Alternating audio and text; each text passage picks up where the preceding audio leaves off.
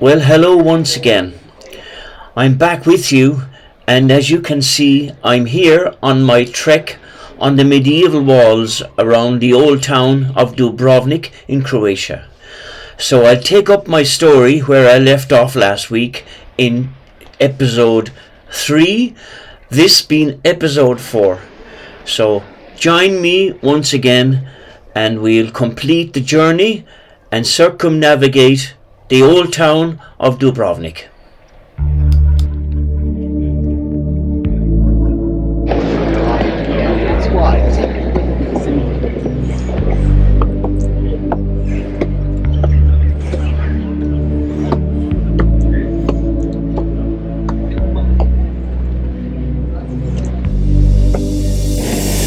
Many steps, thousands upon thousands of steps in 36.5 degrees, but we keep on going. From June 1991 onwards, the fighting escalated rapidly as the rebel Serbs and the Yugoslav National Army outmaneuvered the poorly armed Croatian police and guard units to ethnically cleanse swathes of Croatia. Milosevic gambled on a quick victory before the international community became involved, but the rapid Serb successes in central Croatia were halted in Slovenia by the defiant stand of the people and the eastern city of Vukovar. So we head over to the east side of the wall and the east side of the old town. This city stood on the border with Serbia and bore the brunt of heavy shelling and air raids as it became cut off, and a siege of medieval ferocity ensued. It's quite hot now. In fact, it's very oppressive.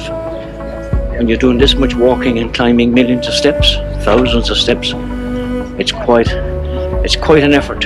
Vukovar's resistance was echoed in the south by Dubrovnik, which was besieged.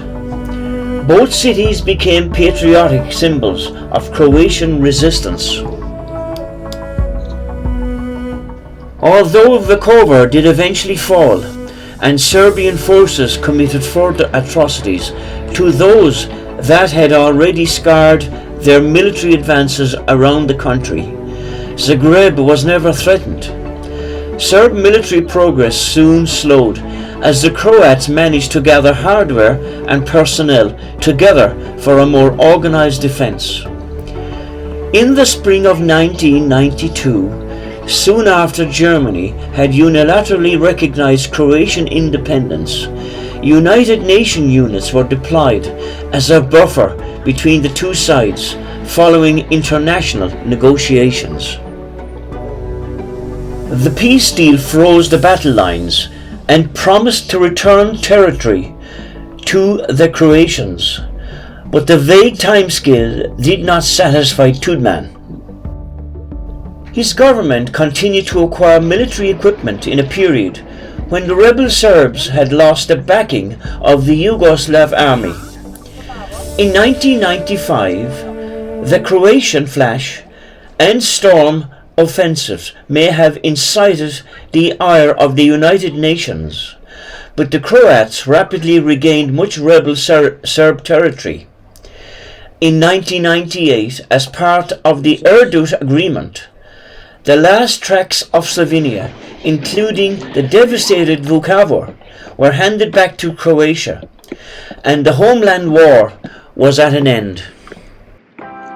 With the establishment of the International War Crimes Tribunal for the former Yugoslavia at The Hague, various notable indictees, most recently Radovan Karadzic, have gradually been brought to trial, though two prime culprits, Tudman and Milosevic, both died before being sentenced.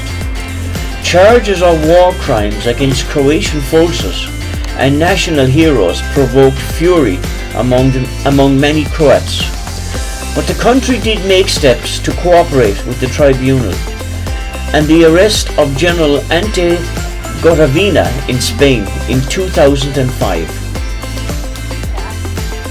Sentenced to prison in 2011, he was acquitted by appeal in 2012. The tribunal's final judgment was issued in November 2017, and the institution formally ceased to exist on the 31st of December 2017, partially closing this chapter of Croatia's history. As one of Europe's newest nations, Croatia has quickly established itself on the world stage, not least in its sporting achievements since the millennium. Croatia's emergence on the political and economic stage has been slower, in part because of President Franja Tudman's right-wing policies and abrasive style. And onwards and upwards, and another flight of steps to be embarked upon. Whew. Man, it's hot now, very hot. And we arrive at a castellated section of this wall, bit more than 2/3 around it now. Since his death in 1999, Croatia has been welcomed back into the international community, and foreign investment has grown substantially. The government demonstrated its determination to enhance Croatia's profile by its improved cooperation with the War Crimes Tribunal at The Hague.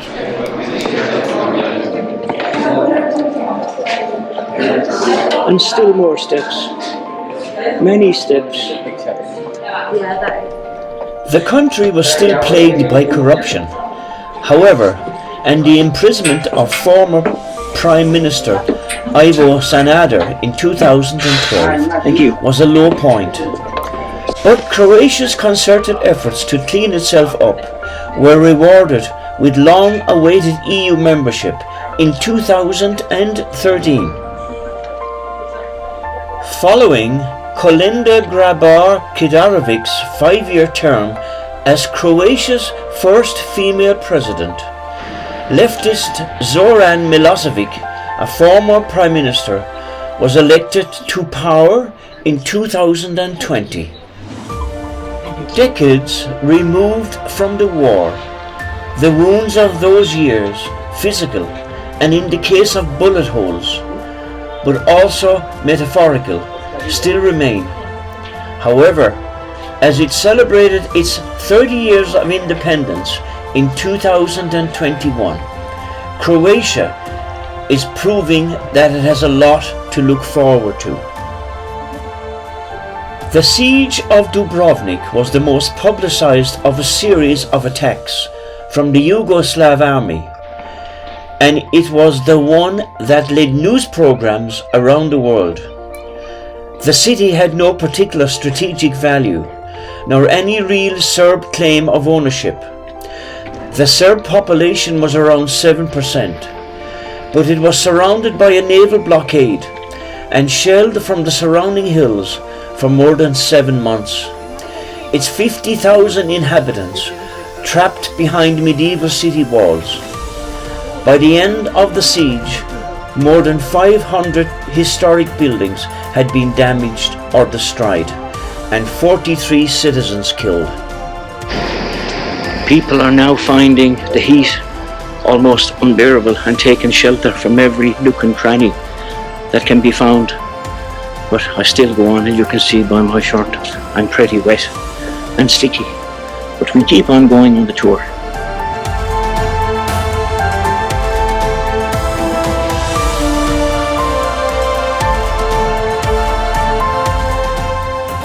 Hi again.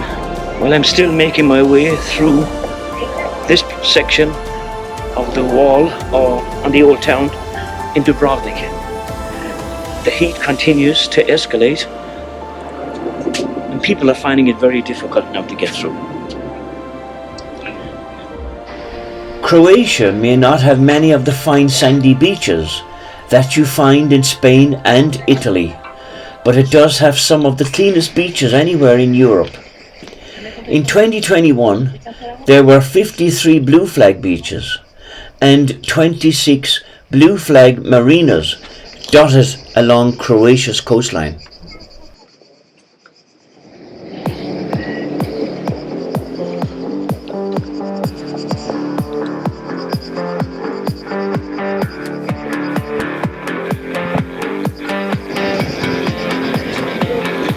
Thousands upon thousands of steps I've climbed up and climbed down, and the sandstone is quite smooth from the millions of people walking through these areas.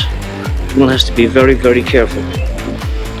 UNESCO has listed 10 World Heritage Sites here in Croatia: Dubrovnik and Trogir Old Towns, Diocletian's Palace and Medieval Split, the Plitvice Lakes, the Imfrazian Basilica, Šibenik Cathedral, Stari Grad Plain on Hitvar Island, the Venetian defence walls, and a series of medieval tombstones scattered across Croatia.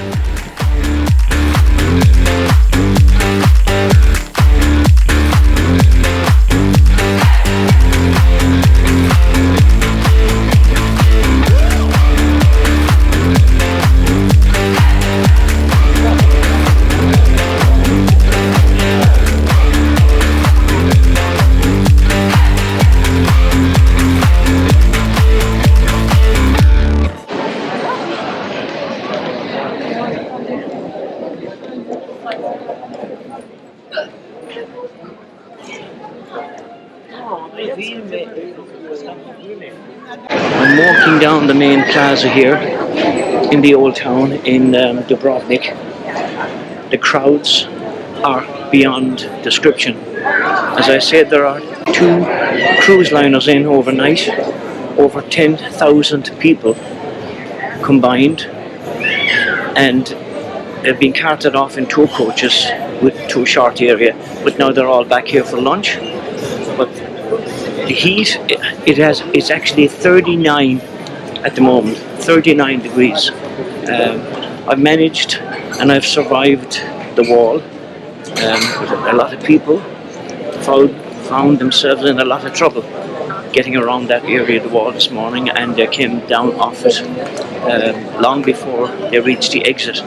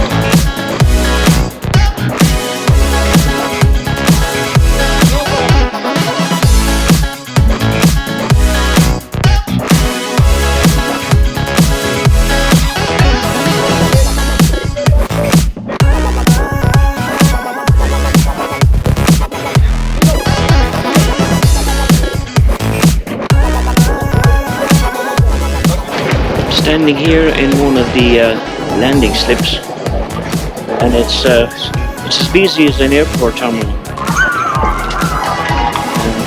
Lots of people coming and going on and off boats.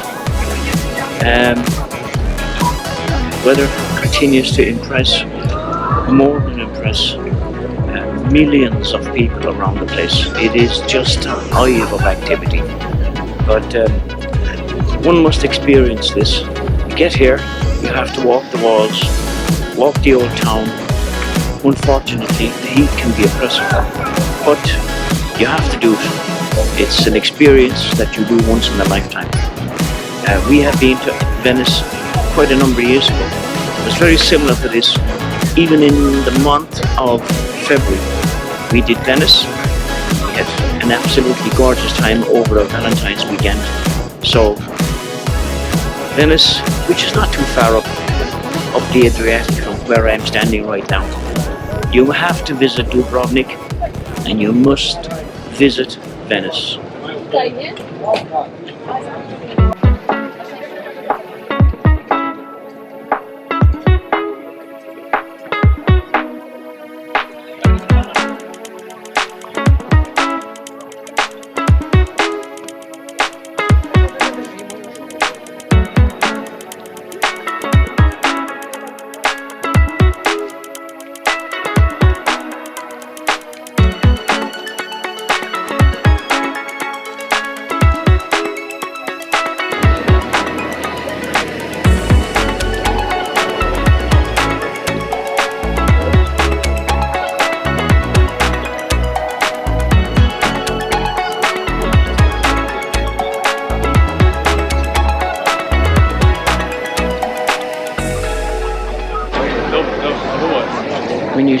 When you stand here on the jetty and you pause for a moment and listen to the multitude of languages that have been spoken, there are literally thousands of people getting on and getting off boats here to various island destinations.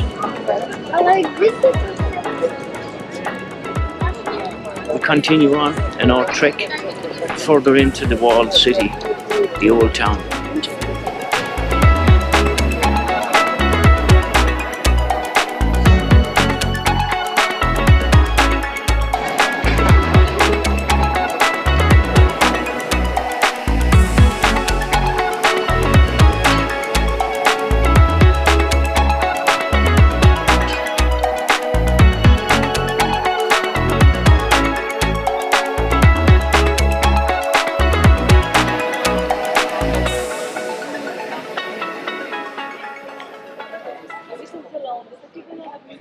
Well, hello again. So, this concludes episode 4, and because we spent so much time in Croatia on this trip, and I have so many hours of filming of this magnificent and beautiful place, there's no point in putting it all out on the internet in one big episode. So that's why you're getting many episodes, because I would like you to see this beautiful town in this gorgeous weather that we've been having. So I will post episode 5 in the coming days, and on that episode I'll take you on foot through the many lanes and alleyways of this medieval town, the old town of Dubrovnik in Croatia. As always, thank you so much for tagging along, for your likes, your comments and your loyalty.